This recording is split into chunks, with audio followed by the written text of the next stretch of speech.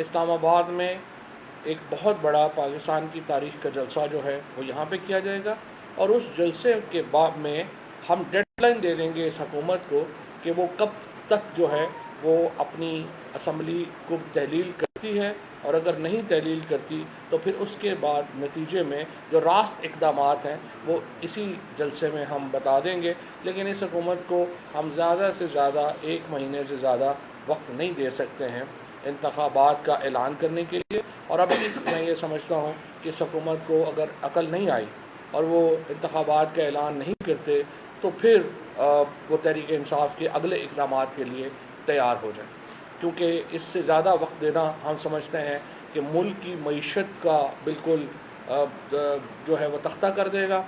मुल्क की जो एक सियासत है वो तबाह बर्बाद हो जाएगी, और इसलिए हम इस हुकूमत को इससे ज़्यादा वक्त देने को तैयार नहीं हैं। और इसके साथ साथ जो ज़िमनी इंतखाबात की बात हो रही है, हम अदालत में हैं और असूली तौर के ऊपर अदालत के नोटिस के बाद इलेक्शन कमीशन को अदालत का एहतराम करना चाहिए था और 16 अगस्त तक जो शेड्यूल है वो रोकना चाहिए था, और यही तवक्को का इजहार किया था जज साहब ने जब उन्होंने एडमिट किया था ये केस।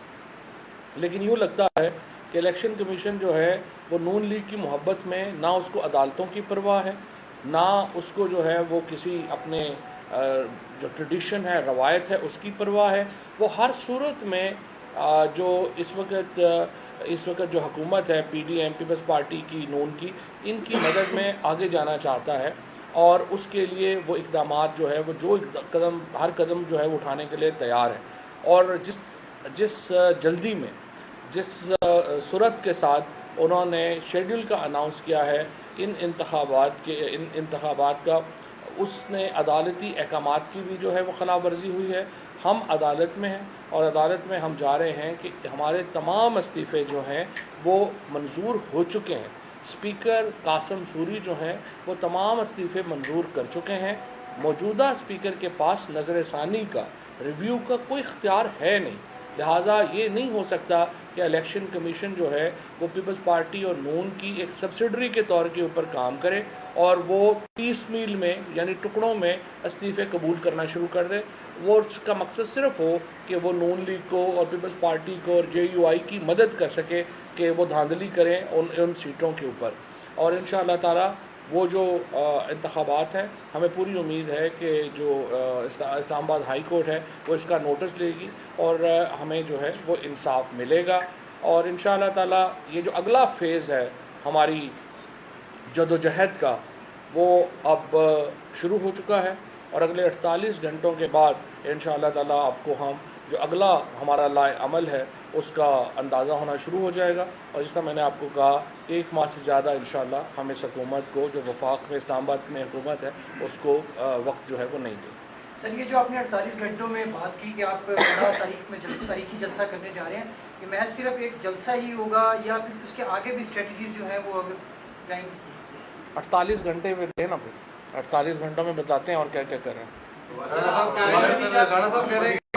बयान आया है ISPR के DG की तरफ से कि जो साले रसबीरा हुआ है और उनके शोधा हैं, उनके खिलाफ सोशल मीडिया के ऊपर कंपेन चल रही है, इसकी आप मजम्मत करेंगे और तहरीक इंसाफ के ऊपर डायरेक्टली नाम आए? नहीं, हम बड़ी सख्त इसकी मजम्मत करते हैं, और जो भी कैंपेन कर रहे हैं वो फेक अकाउंट से, और जो एक ग्रुप के सहाफ़ी थे उन्होंने बड़ी छोटी जो फॉलोअर्स थे उनको रीट्वीट किया, जिसके बाद ये कैंपेन बन गई। और उन दोनों सहाफ़ियों को करना चाहिए था जो एक बड़े ग्रुप से जो है वो ताल्लुक़ रखते हैं। लेकिन बहरहाल हम इसकी शदीद मजम्मत करते हैं, और मेरा ख़्याल है कि इसके पीछे ऐसे हिडन हाथ हैं जिनका पहले भी जो रहे हैं मुल्क गर्मियों में, उनका भी बहुत हाथ। अच्छा, इमरान खान साहब ने फैसला किया है कि जो हल्के हैं वहाँ पर खुद से इलेक्शन, तो आप नहीं समझते कि आपका वोटर इस सूरत में किस चीज़ पे आके वोट देंगे जब उसको ये फील हो कि एक बार तो फिर से इस्तीफे सामने आ जाए, ये तो अब रिपीट साइकिल चलता रहेगा इलेक्शन हमारा वोटर। दूसरा, जो कौम और मुल्क के जो फंड्स हैं उनका जो इतना ज़्यादा नुकसान होगा, उसके हवाले से भी मुल्क का नुकसान तो रोज़ाना कर रही है। जब तक ये PDM की हुकूमत मुल्क के ऊपर मौजूद है, मुल्क की मईशत जो है उसको शदीद नुकसान पहुँचेगा। और ये जिस तरीके से इलेक्शंस करवाना चाहते हैं उस तरह इलेक्शन होना मुमकिन नहीं है। हमें जनरल इलेक्शंस की तरफ बढ़ना है और इसीलिए हम ये तवज्जो दिला रहे हैं कि जनरल इलेक्शंस के अलावा कोई हल है नहीं। टाइगर में खाली मैदान क्यों नहीं छोड़ा जा रहा जब जनरल इलेक्शन की बात कर रहे हैं? और दूसरा सवाल, आज गवर्नर पंजाब की तरफ से जो बयान आया था कि वो वोट टेकिंग के लिए तैयार हो गए तमाम लोगों के, ये जज्बा है खैर सगाली का, आपको कैसे वेलकम करते हैं? गवर्नर का आईनी फ़र्ज़ है, इसमें गैर सगाली वाली तो कोई बात नहीं है। उन्हें अगर वो नहीं लेते तो स्पीकर लेंगे।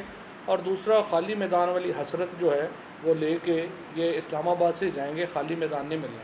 चौधरी साहब ये बताइए कि इस हफ्ते इमरान खान साहब ने और आपकी जमात ने कहा कि इस चीफ इलेक्शन कमिश्नर के होते हुए हम आगे जनरल इलेक्शन अगर आते हैं तो उसमें पार्टिसिपेट नहीं कर सकते तो ऐसे में आज आपने फैसला किया है कि उनके होते हुए ही इमरान खान पार्टिसिपेट कर रहे हैं, तो बयानिए की क्या ताकत रहेगी कि जब एक तरफा? हमने कभी ये नहीं कहा कि इलेक्शनों में हिस्सा नहीं लेंगे। हमने हमेशा ये कहा कि इलेक्शन कमीशन को इलेक्शनों से पहले हटा लेंगे। सर आपका गारंटियों तक आ रहा है कि ये हो जाए तो इलेक्शन होता है, असम्बलियाँ तहलील हो जाए तो ये हो जाएगा, लेकिन कोई बातचीत का वे आउट नहीं निकलता दिखाई दे रहा है। डेडलॉक उसी तरह है, कोई देखिए पॉइंट कहाँ से निकलेगा? बात नवाज शरीफ की नाअहली खत्म करने के हवाले से बड़ी सिंपल बात है, बड़ी सिंपल बात है। शहबाज शरीफ अनाउंस करें कि वो इंतखाबात के लिए तैयार हैं और उसकी जो है वो अर्ली डेट जो है वो दें, उसके बाद वो दावत दें सारी पॉलिटिकल पार्टीज़ को। कोई आप सालिस बनाना चाहते हैं किसी को? ज़रूरत कोई नहीं है सालिस जो है वो तो जो पॉलिटिकल पार्टीज़ हैं वो एक फ्रेमवर्क है, आइन मौजूद है, सालिस की क्या ज़रूरत?